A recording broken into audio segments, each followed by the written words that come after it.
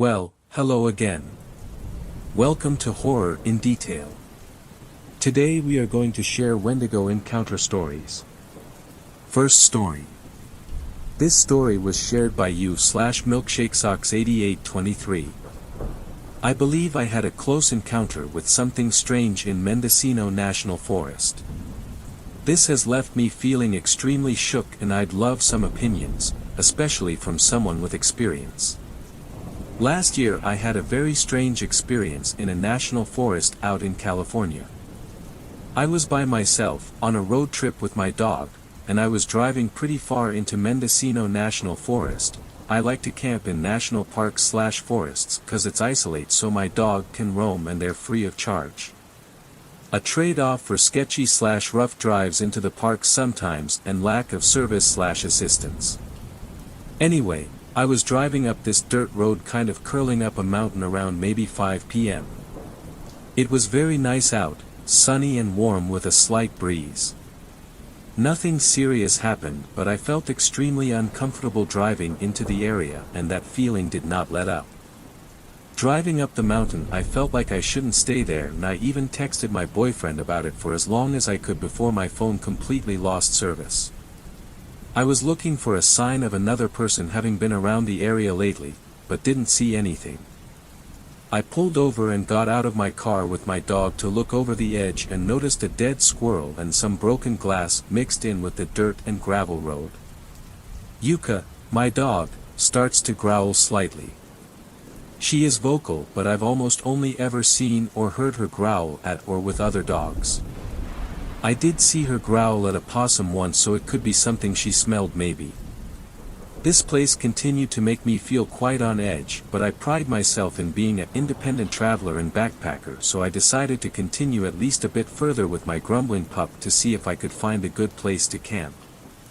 I continue to notice more dead animals. Keep in mind no one is going to be going more than 5 to 10 miles per hour up this thing, and that's if there's anyone even there. I hear men's voices.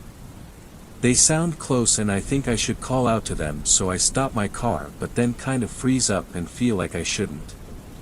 I can't really make out what they're saying. I don't see any sign of people anywhere, and I get back in my car and continue to slowly drive forward and cautiously look for where the voices could be coming from. I've never ran into other people in a national park or forest when I've gone this deep in. The unsettling feeling grows about the voices, which have sort of come and gone a few times, and I give up and begin to turn my car around. I honestly don't remember how Yuka was acting on the way down. I was scared and focused on getting out of there. I just distinctly remember being surprised at her grumbling when we were standing outside of my car. Kind of dangerously quickly I went back down the mountain, not seeing any sign of anyone. I decided to spring for luxury and get a hotel for the night. I figured I was just fine. Huge and open spaces can be intimidating, I told myself, and the voices could have been echoing from somewhere far off and they just sounded close. Animals die, glass gets broken, nothing happened, cool. But I remember this place, it sticks with me. Whenever I'm watching scary movies, if I'm walking my dog in the woods at night, nothing compares to the feeling I had driving up that mountain, and it's honestly kind of interesting to me as well as frightening. I recently happened across some information as well as some Native American lore that made me feel extremely uneasy. Fast forward a year, I've mentioned this place to a few people and the haunting vibes it gave me, but nothing much more. Googled the national park once and didn't see anything, but didn't look much either. I like scary movies and things of that nature, hence my fascination in this little event lol. So my boyfriend and I were coming up on finishing our road trip just yesterday. We were in Wyoming for a wedding. There were only 2 to 3 hours left and the sun had set, so we decided to listen to some scary podcasts and YouTube videos. We went from the No Sleep podcast to the X-Files and ended up on a True Stories video dealing with Native American lore. I'm half paying attention, petting my dog, playing Pokemon on an emulator. And I hear the narrator mention Wendigos.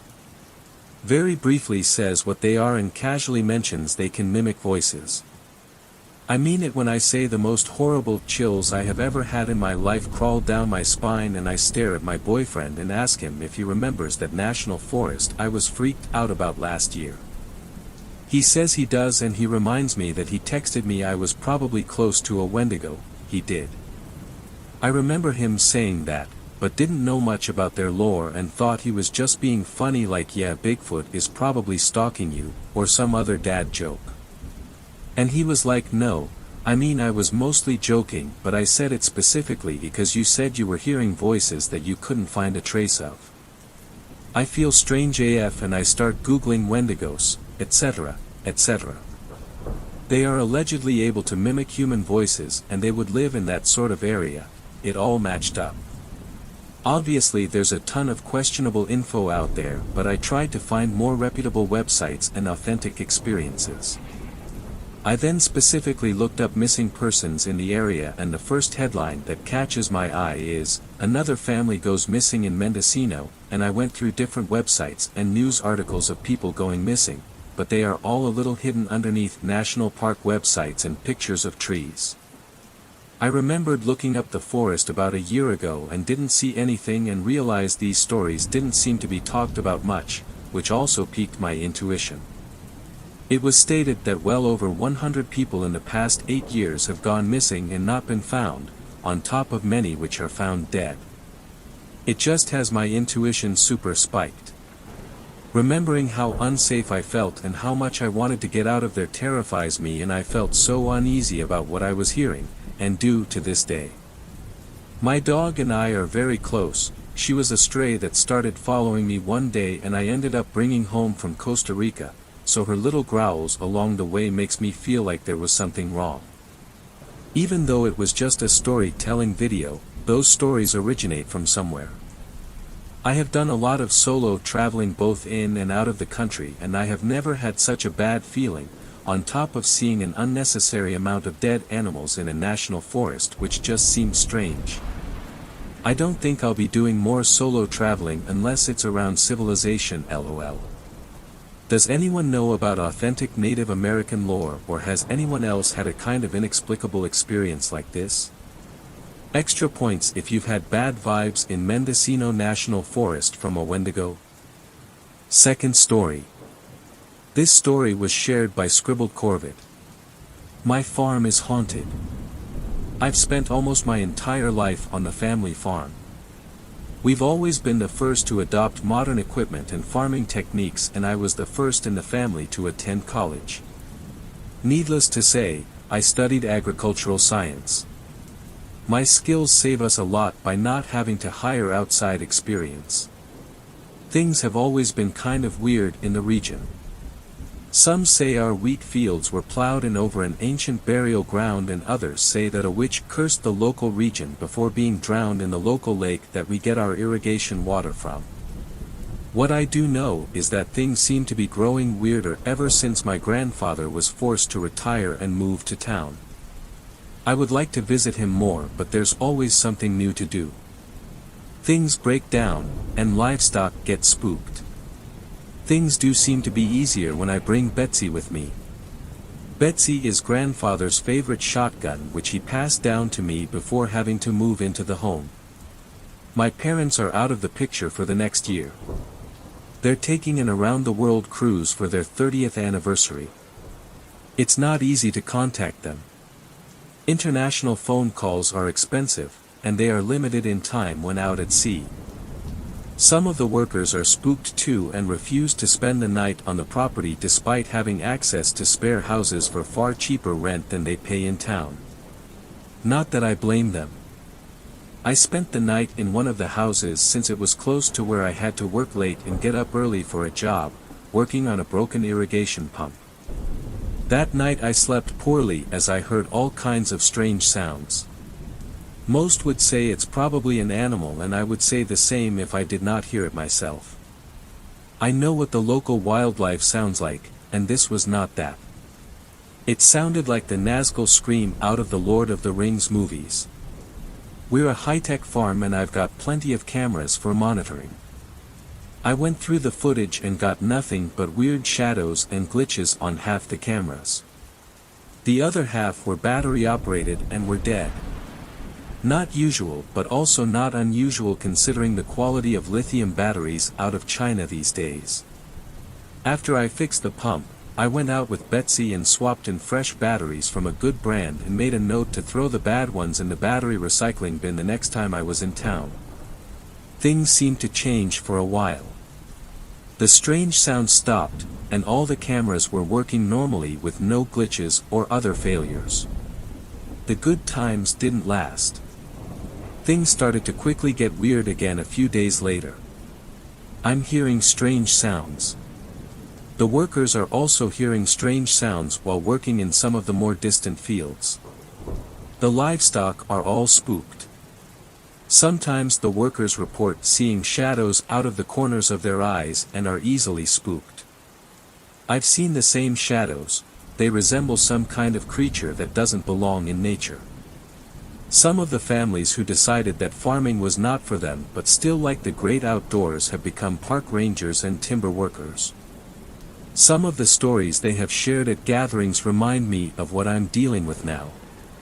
They're stories about strange creatures of the night, mysterious staircases, and the like sounded far-fetched at the time, but maybe I should contact some of them for a bit of help. If it's something spooky, they might have the experience, and if it's more mundane, then we have a chance to hang out and shoot some beers and maybe some targets. Honestly, looking back, I think this all started when we bought out the cane farm. They had been doing bad for years. We never really hung out with their kids. They were weird and not in a fun way. A school rumor went around saying that one of their kids drowned another. Other rumors say that one of the kids tried to burn down the bar. All I know is that they were in and out of school. Grandfather did something with some of his older friends, something he never told me about, only that the matter was settled any time that I asked. I fear that with him off the property ever happened has come undone, but Betsy's presence offers reassurance and hope. I read some online forums and discovered that sometimes supernatural entities like spirits can change the temperature of an area or even show up on infrared cameras, so I ordered a bunch of smart farming sensors to monitor the ambient temperature, pressure and humidity levels and the temperature and moisture content of the fields. I even installed some thermal surveillance cameras in places where workers reported seeing the strange shadows the most. These cameras also work in the dark to show if people are trespassing. The data from the sensors made no sense. Weird temperature drops that seemed random until I plotted the data on a map of the farm. I could see that things were moving around at night, and even during the day, causing local temperature drops. I filled in gaps with more sensors to better track the mystery and repointed some cameras. These cameras showed mysterious shadows and glitches at the same time the sensors reported drops in temperatures. Some even caught videos of strange floating orbs. Of course, I'm freaked out now. Something strange is going on, and if the data is correct, it's starting at the old cane farm and slowly spreading into the rest of the property. I've read that inviting the supernatural into your home is granting permission for them to have a wild party. Did we inadvertently do that by integrating the cane property into our own? Is what caused their madness now infecting me? I tried to call my grandfather, but he said that he couldn't talk over the phone about that. He'd talk to me in person but did not want to risk sounding crazy enough to end up in the dementia ward. I fully understand his concern. I'm worried about ending up in the psych ward if I talk about this to the wrong person. Things started getting more intense as the staff reported that they felt like they were being watched, and not by the cameras that they used as much as I did for their work. They even noticed the shadows and glitches. It all came to a head when one of the staff working alone on the old cane block was attacked. They managed to radio in for help, and we called an ambulance while rushing over all armed. The beast had him trapped up a tree. It's like something I've never seen before. It was some strange furless beast covered in scales like a blend of a dog and a giant lizard. Saul swore it was a chupacabra. We all fired at it and our shots did nothing. We were panicking as it started to approach us. I remembered that Betsy warded off the entities before, ran to my truck, and grabbed Betsy, which was loaded with slugs. The first shot missed the creature, but the second shot hit true and did massive damage.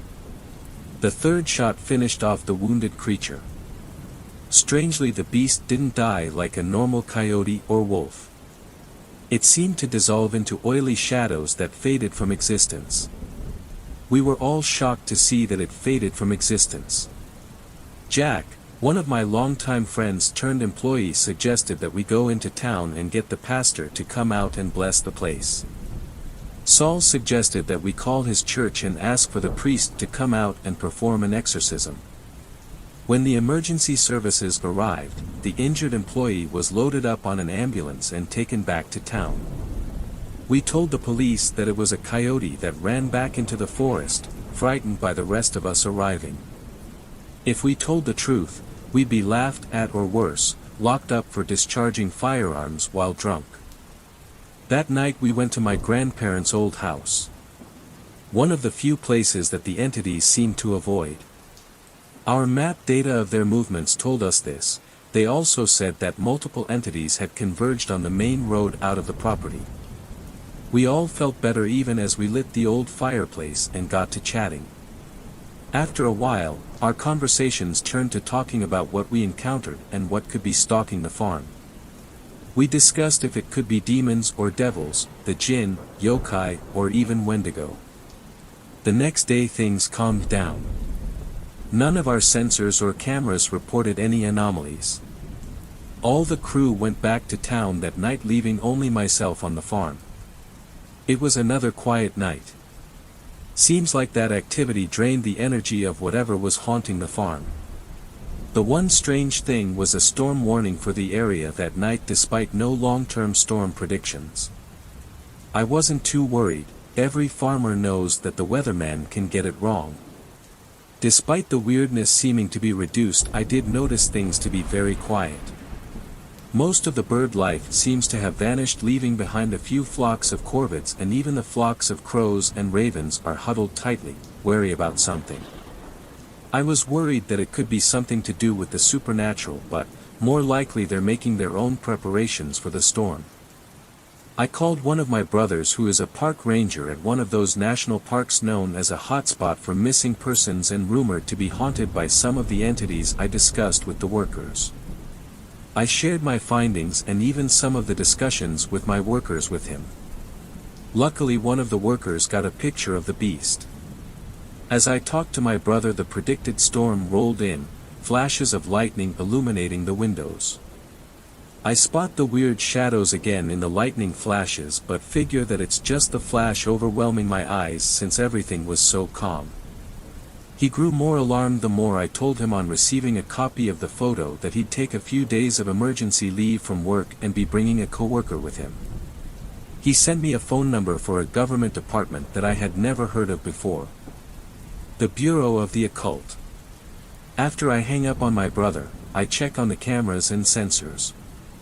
Some of them are down, likely due to lightning strikes and trees falling on cables. I'm not too worried. Cameras and sensors can be replaced in the morning. I do notice that the cloud backup hasn't run since I started installing the extra sensors and sigh in frustration. I plug in a portable disk and start the backup process before calling the bureau on the number that was given to me. I'm greeted by a professional voice, and after I explain my situation, I'm told that my brother opened the case on my behalf. The bureau did request that I send them all my data, and I agreed to email it to them. I wrote up an email on my laptop with the details of when I first started to notice the weirdness. The contact details of my grandfather, who knows more details including remote access credentials and the different accounts for the different software I use on my farm server that runs all the data gathering and analytics.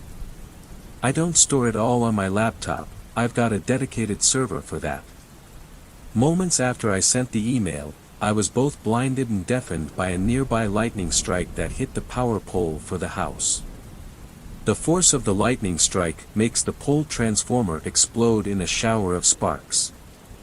I grab Betsy and run over to the server that runs my monitoring infrastructure only to find flames coming out of the power supply. I pull the hot swap solid-state drives only to find the chips physically blown. I groan in frustration. This bureau, if they are real, will think it's a hoax. The portable backup drive seems to be intact and cool to the touch, so I grab that hoping that an archive of the data is on there, then grab Betsy. With the power out to the house, it's not safe to stay. I don't trust shadows or darkness, and I doubt I'd have enough batteries for my flashlight collection to last the night.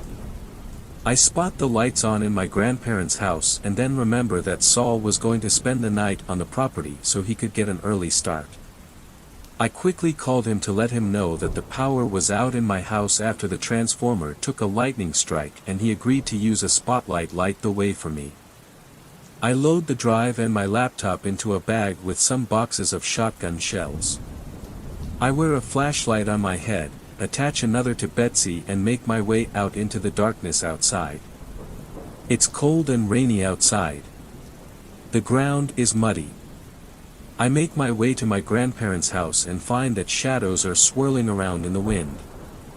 Sometimes the shadows group up around something like a tree or fence only for it to fall over or get struck by lightning. The shadows make their way towards me, and I find myself wielding Betsy to drive them off. Just pointing light at them seems to deter them. Saul spots the same and uses his spotlight to help drive the shadows away from me. He's well lit by my grandparents' house. It's got a generator with plenty of fuel, so it's a perfect safe haven. I run over to the house as fast as I can but slip in the mud. I look up and spot what seems to be some kind of enormous bird lit up by a bright flash of lightning. I scramble the rest of the way to my grandparents' house and hear a clap of thunder that sounds almost like a cry of frustration. Once in the light, I immediately feel safe. Saul grabs my hand and leads me inside. Once inside, he tells me that he spotted the same strange bird in the storm. If whatever is haunting the farm is strong enough to summon that, I have no idea what to do. Maybe my brother and this mysterious bureau of the occult can help. All I know is that help will arrive in the morning and that I need to hold out until then. I've got Saul as backup, my grandparents' home as a safe spot, and a gun safe that might hold more special guns like Betsy's. The data could be wiped, or I might have a copy of enough. All I know is that tomorrow will be a better day, and until then Saul and I will take turns sharing guard duty and sleep. Third story. This story was shared by you/not_necessarily.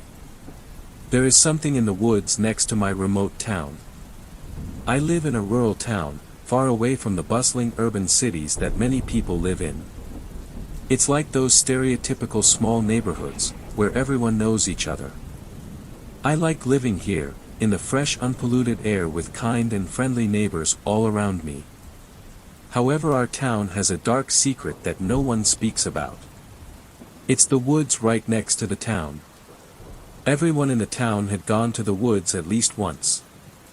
We usually had some people go hunting there during the hunting season, and also had plenty of people go for walks there. However, growing up, we have always heard terrible rumors about the forest. Amongst all the stories about mythical creatures and weird caves, one story in particular has stuck with me. The story goes like this. Around 30 years ago, back when most of our parents were also teenagers, one group of 4 teenagers decided to go camping in the summer holidays. Their parents supported it, and so they set off after a couple days of preparation. On the first day, they quickly set up their tents, then went ahead and started to do a bit of exploration before settling down and setting up a campfire for the night.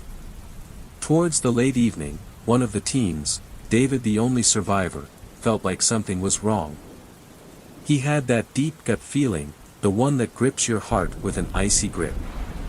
He didn't know how to vocalize this to his friends, but he did tell them he felt something was wrong. Imagine sitting with your friends in an open forest with tall dark trees, a rather small campfire being the only source of light. You could say David was just scared, but he swore he could see a blur of movement in the thick darkness of the trees every now and then. He felt completely exposed out in the middle of nowhere, with the wind whistling against the trees. And then it happened, his friend Richard also noticed the movement in the trees. It was subtle before, but now it constantly appeared all around them. It was the blur of a dark humanoid figure that kept disappearing and then reappearing in some other spot again. It happened to always be out of the perimeter of the light of the campfire, so none of its details could ever be made out. By now the teenagers were spooked and everyone had realized that there was definitely something out there. It was also hard to convince each other that the movement was nothing more than a wild animal when the figure was, quite obviously, humanoid in shape. The group had two choices. To run back home quickly through the dark forest and be careful not to lose their way or trip and hurt themselves out in the middle of nowhere. Or, to stay put at the campsite and wait until the morning to return home. That same figure began to move more frantically through the shadowy silhouettes of the trees, seeming like it was circling them like a predator hunting its prey. David decided to make a run home through the woods as the others yelled out after him. He would later say it was a gut instinct that told him to run as far away as he could from that thing. To continue running until his legs burned and his lungs felt like they were being pulled apart. As soon as David ran halfway to the line of trees, the creature suddenly stopped moving, causing David to freeze. A menacing silence descended upon the forest.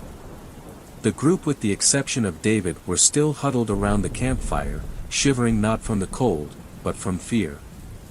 The leaves began to rustle from beyond the tree line, and slowly but surely the figure that had been circling and watching them for some time now appeared out of the tree line.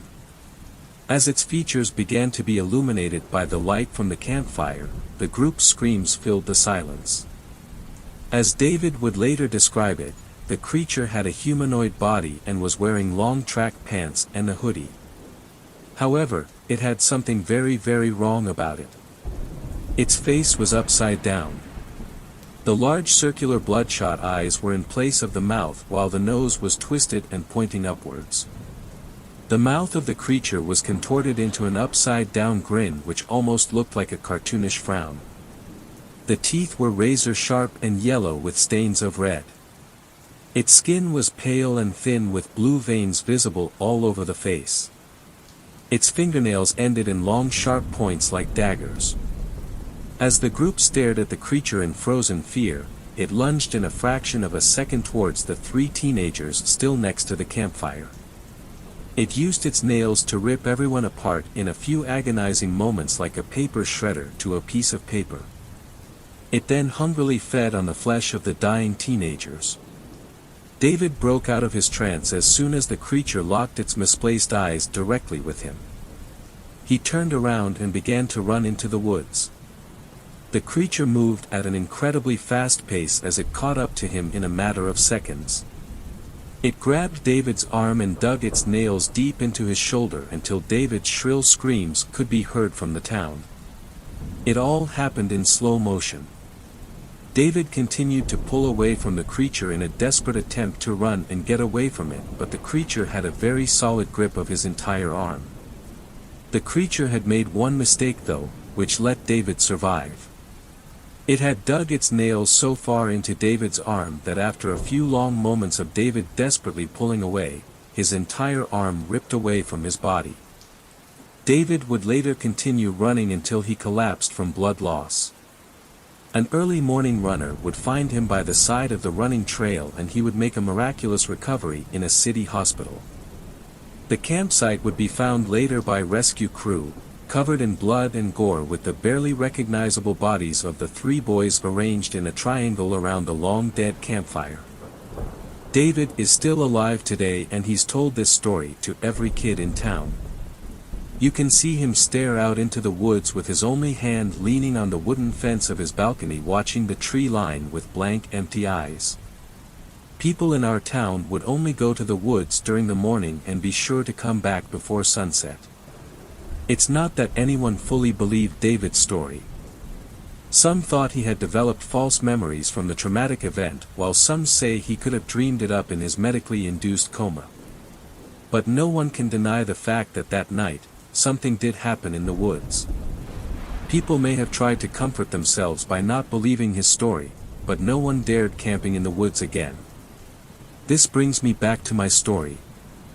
Yesterday, I missed my typical morning run because of a work obligation, and so I decided to still exercise in the evening. The sun had mostly dipped under the horizon and the sky had started to darken from the orange and purple color to a rather dark blue. The trees stood tall on either side of the trail where only darkness existed beyond the tree line. I was running pretty fast and nearly back out of the woods and at home when the sound of the birds completely stopped. A deafening silence permeated the air like the calm before a storm. I began to run even more frantically as bad thoughts began to appear in my mind. Just as I was at the end of the trail and out of the woods, I saw a blur of a figure right beside me, staring at me from the tree line. I could swear that just as I made it out of the woods it disappeared back into the tree line with a frown on its face. Except there was something wrong with the face. It was upside down. Fourth story. This story was shared by you/Keeper of Nightfall. My local Wendigo. Well, after all my years of supernatural encounters, I am finally making a Reddit account to post my stories.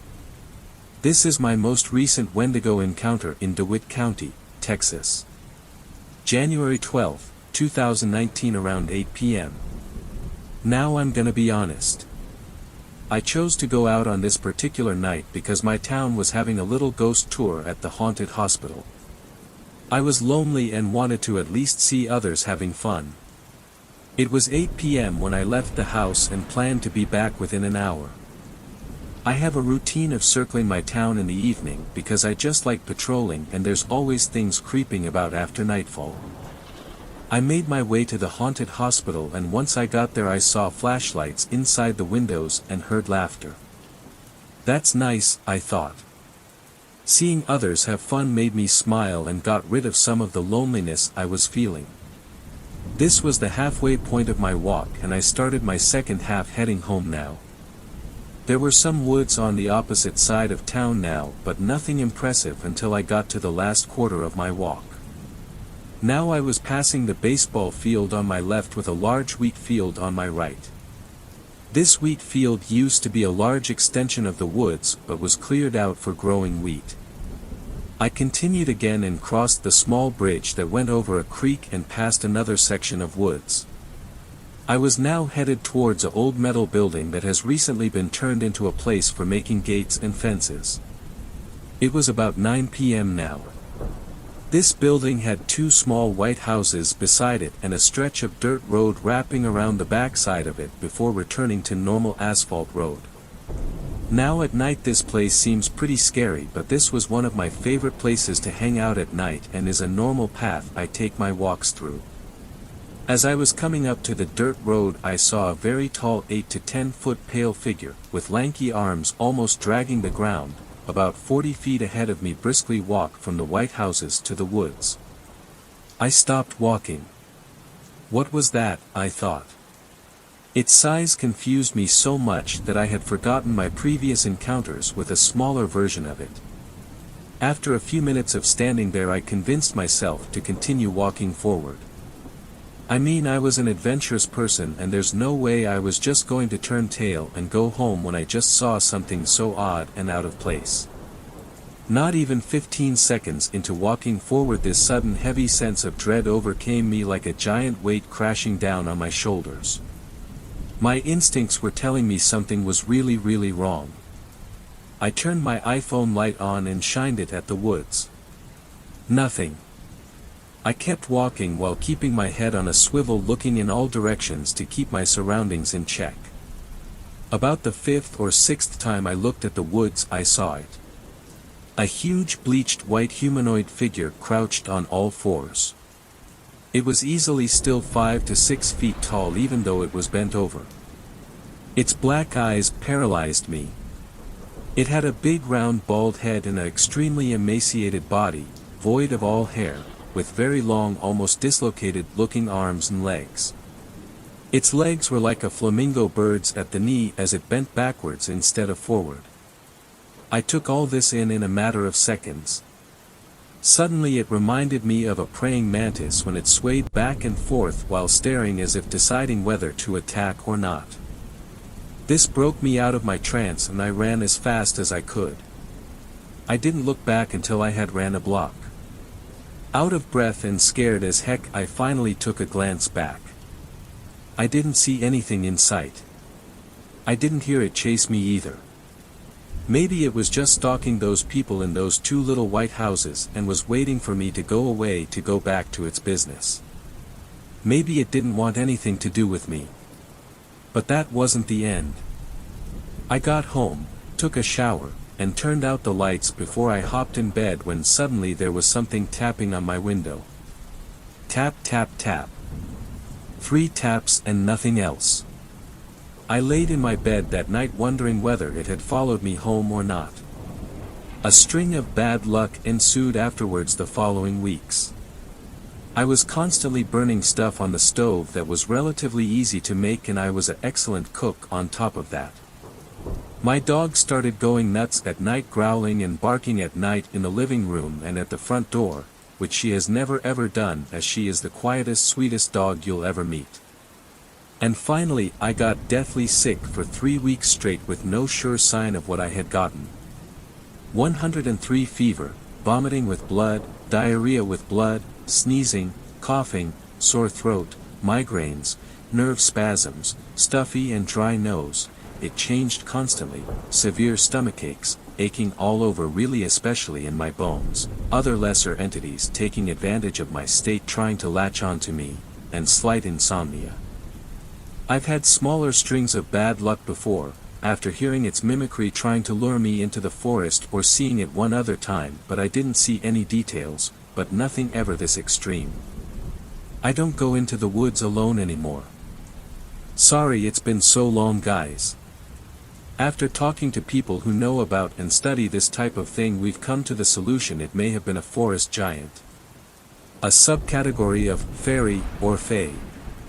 They have many names and they are not what you expect. I also came to the conclusion there may have been a small one living my house for years. It has been gone for a good while now though. 5th story. This story was shared by you/gothghost0513. Wendigo or something similar. Please help. So within the past few years I have been able to kind of see spirits. When I say kind of, I mean that I cannot see them with my eyes, but I can feel where they are and I can get mental images of what they look like. I have several friends that can also see spirits, so needless to say, I have a lot of ghost experiences. I typically do not get very scared by my encounters as I have gotten used to them, and I have been realizing that I have been able to see them for as long as I can remember. That being said, a few years ago me and a couple friends had an encounter with something I have never thought I would encounter. We have been trying to figure out what it is, as a different friend of mine and I have been having experiences recently that could lead us to believe that my theory of it being a Wending or skinwalker could be correct. I would love some help in figuring out what this thing is. It looks like a Wending but has some tendencies that aren't similar to behavior that would be expected of one. A few years ago when this all began, I was staying at my friend's house and one of her other friends was there too. This entire night was crazy because all 3 of us can see spirits and we all have things that are attached to us. That being said, this entity is not attached to us, but we think it is attached to my friend's mom. But we had been experiencing things all night, but it was just our spirits showing off. Until later in the night, we were sitting in her living room and her parents' room was right off of the living room. The door was cracked and I was the first one to notice it. I sat there and stared for a minute because I was trying to figure out what it was. The next thing I know, they notice it too. It was so tall that it was staring at us over the top of the door and was hunched over. It had its hands over the top of the door and they were long and bony. The thing that was really disturbing though was the fact that it had a deer skull for a head and it had red eyes. Seeing it was enough to make me uneasy, but at one point during the night it rushed at us and I felt it touch me. Fast forward to a couple months ago, me and my other friend began having some experiences after we had begun to put some of the pieces together. It started with me getting no caller ID phone calls, which then turned into my friend getting them, which escalated into her friends getting them because of how often they were around us. In the midst of this, my friend had a very scary experience. She was at her apartment alone when she heard a knock at the door. Not wanting to open the door immediately, she looked through the window to see a man she had never seen in her life standing far enough away from the door that she could completely see him, and as soon as she looked out that window she made eye contact with him. She has told me that she just had a horrible feeling when she saw him and that he seemed really weird and off and that his eyes looked lifeless. A few days later I am sitting in my car outside of her place waiting for her to get home. I had my window cracked and I didn't have any music playing, and out of nowhere I heard a man say, "Hey," to me, clearly trying to get my attention. The weird thing about this though is that it came from a very small wooded area next to her place. I heard it and it sent chills down my spine. I currently live 2 hours away from where the original experience happened. My friend's apartment has a little wooded area outside of it, but when I say little, I'm talking walk from one side to the other in less than 5 minutes. Like I said, it does have some tendencies of a Wendigo or skinwalker, but the thing that doesn't add up is the fact that we don't live close enough to a wooded area that I would think it would be a problem, and I don't know why it would be harassing my friend that wasn't there for the original experience more than it did me. I have spent plenty of time in wooded areas both during the day and at night, so it would have had several chances to try to lure me in, but it hasn't. If anyone could offer me some answers or advice, I would be very grateful. Sixth story. This story was shared by you/Beatty_559. I found a map in the woods and wish I left it there. I always enjoyed going out into the woods.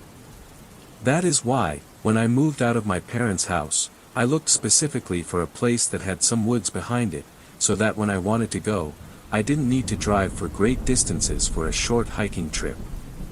Besides all of the beauty of the nature in the woods across the street from me, there was another reason why I wanted to live near a forest: bones. I had a hobby that people may consider morbid, but I liked going into the woods to find animal bones, even better if they were skulls. I was just fascinated, and at that time, I would spend hours just searching for bones. It was just a collecting hobby. One day was like any other day. It was the last day of college, and because I was fairly introverted, I had no one to celebrate with. That didn't really bother me. Not many people liked spending their last college day in the woods. I got home around noon and called my parents. They congratulated me. We were planning to celebrate the end of the school year by going to a restaurant the next day.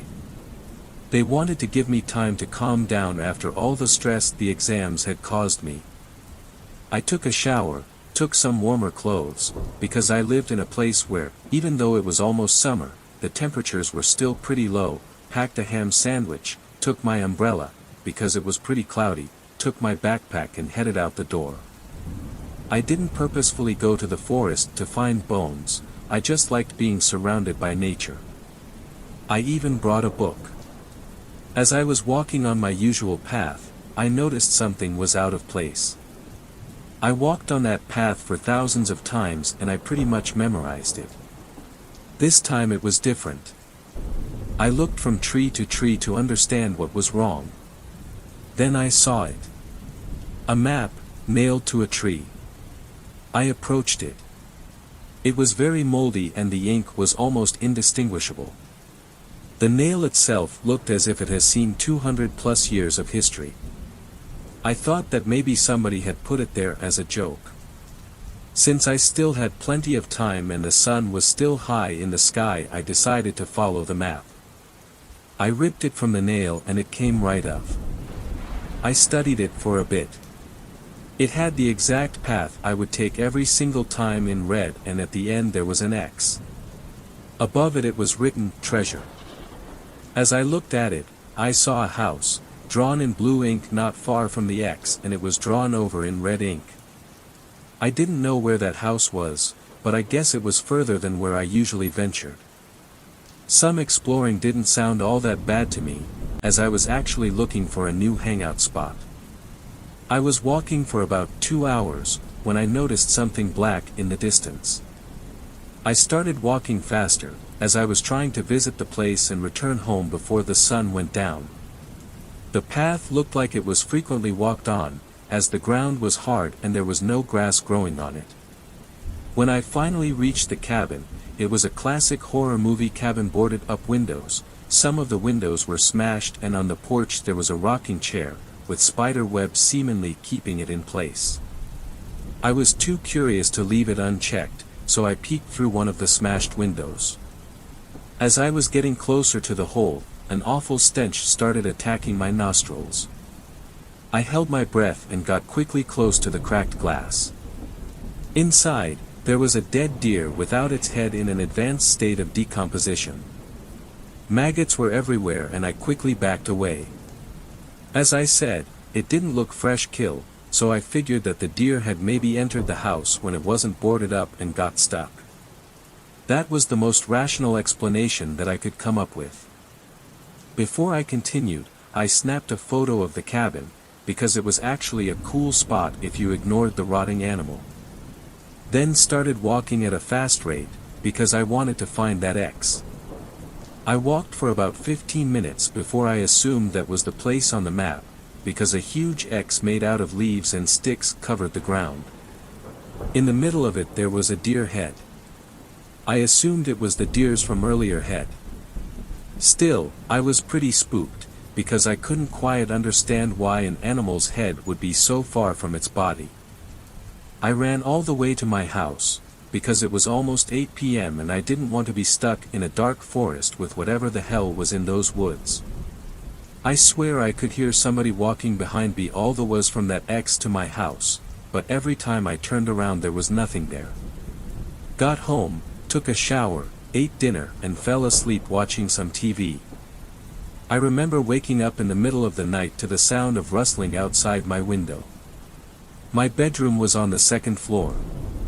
I pulled the curtains aside and looked down. A deer was seemingly searching something through the bushes. I was ready to go back to bed, when I took a second look at it and noticed that its face looked too flat for a deer. Just then it turned to look at me. A human face stared back at me. The deer had a human face. It let out this gut-wrenching scream and got on its 2 hind legs. It started banging its legs on the side of my house. I quickly closed the curtains and got back to bed. I was too terrified to do anything else. I tried falling asleep and couldn't. The banging continued for another 5 minutes, but felt like 5 hours. Somehow, I fell back asleep and woke up drenched in sweat. I hoped that it would prove to be just a nightmare, but it wasn't. The side of my house really had bloody hoof marks and even some dents. It was a weird pattern. It looked like something I had seen before. I ran inside and grabbed the map from the other day. I put it in front of the side of my house. It was the same, only this time the X was marked on my house. From that night on, I always closed the curtains and locked the doors. I could hear the leaves rustling every night, but they were coming from different corner of the house at same time. Each morning, I would find skulls and bones that were most probably human. At least the skulls. 7 skulls in total. One day I woke up and on my door was written in blood 7 names. I searched them online and it turned out every single one of them was once a resident of the property and that they all died. Even if the cause of death was something simple, like old age or disease, the hobby of all of them was hunting deer. From that day on, I started becoming increasingly interested in the idea of collecting deer antlers. But I know I mustn't buy any arms, as I believe they are trying to claim their next victim. I believe that this house was driving every single owner insane at the thought of killing the deer population. One day, I woke up and found a shotgun on my porch. I couldn't control myself anymore. I took it in my hands and the timing couldn't have been better. A deer was skipping across the field in front of the forest. I shot it. Ran over there and ripped its antlers of its head, but I felt like I didn't do everything I needed to. I started ripping chunks of meat and started eating it raw. Thinking about it now makes me sick. But I couldn't control myself. It wasn't even tasty for my sick self. I only killed one deer, but I know they are coming for me. I will become the 8th owner of the house and I will, together with the other 7 deers, drive the 9th one insane. I can hear a knock on my door. I think they already arrived. Pale faces with antlers stare at me through the windows, 7. And brought the dead deer I killed with them. It looks just like me. 7th story. This story was shared by you/stalked_by_you. Central Michigan Horror. Obviously, I am from a town in central Michigan. Proud of it and even love our harsh cold winters. We go weeks sometimes here in Michigan without any actual sunshine and it can really get to you. I like to do what most people consider stupid. I camp in the coldest of months alone in the woods. It really strengthens your stamina to the cold, and until recently I found it very peaceful. I honestly don't think I will ever go camping again because it will always be in the back of my mind. About a week ago it was fairly warm for late January in Michigan. So I decided it was perfect to go out and camp since I wouldn't be nearly as cold as I usually am and could actually sleep somewhat comfortably. Well, I was wrong, it was anything but peaceful or comfortable. I packed up my normal supplies and planned where to camp. This time, by luck or the grace of God, I decided to bring my 20-gauge shotgun with me. I figured since it was warm enough a bear might wake up and be hungry. Now I know how rare it is to encounter a bear in Michigan, especially in winter, but I had a feeling this time and thank God I listened to it. Around 2:30 p.m. I headed out to state land, right around a 25-minute drive from my house to my camping spot I chose. It was literally in the middle of the woods, with pine trees surrounding me all around to help block the wind. I made my own makeshift shelter and it was a lot warmer than I expected. Started a fire and started cooking some good old hot dogs. I was enjoying myself drinking some beer and got a bit tipsy before it got dark. I walked to a tree to take a piss and heard a twig snap. Now in the middle of the woods there are animals and such, so I didn't think much of it, but when you're alone I don't care who you are, it makes you a tad bit nervous. I finished my business and went into my little home to get some sleep. Thanks to the beer I had to pee again probably around 12:30 a.m. I crawled out and went to the same tree. Out of the corner of my eye, I noticed movement about 25 yards away. Naturally my heart began to race and I immediately woke up. I stared and waited and nothing else moved, so I went back in to lay down. As soon as I got comfortable I heard it again. Only this time it didn't stop. It kept coming closer and closer and I couldn't help but notice it was definitely walking on 2 feet. "Hello?" I said aloud nervously. The footsteps stopped about 5 feet from where I was laying and didn't move.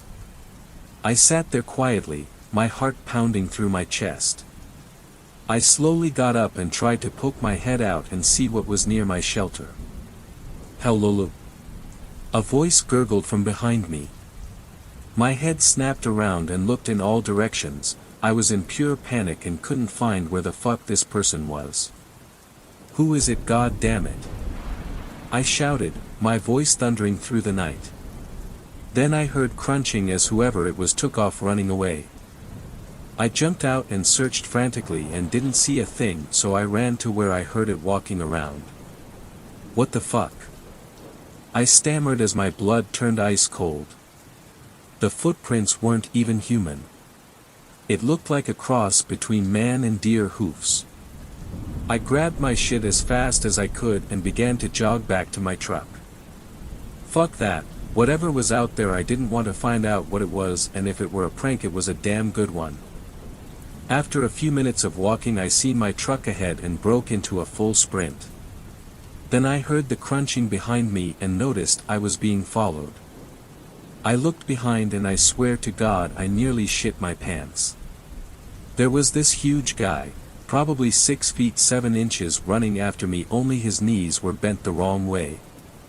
He was fast too, gaining on me rapidly. Holy fuck!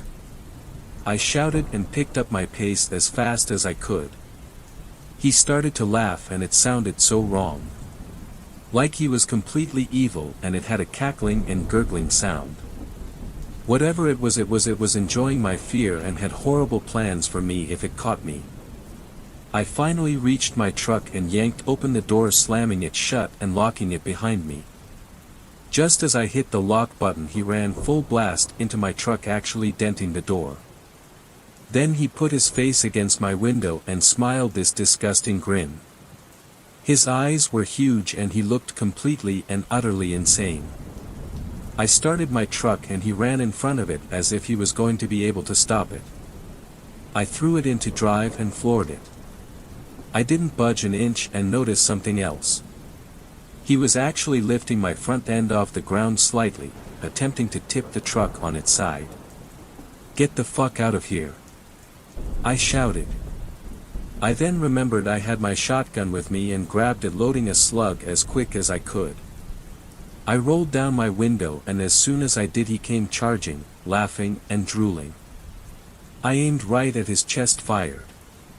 He howled so loudly I had to cover my ears and he landed right on his back.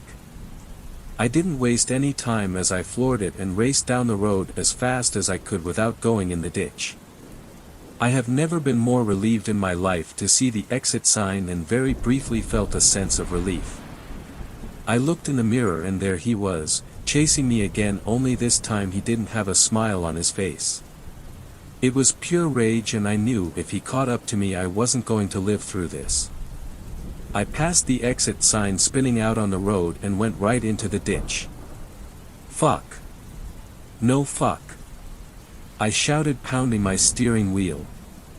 I looked over and expected the worst.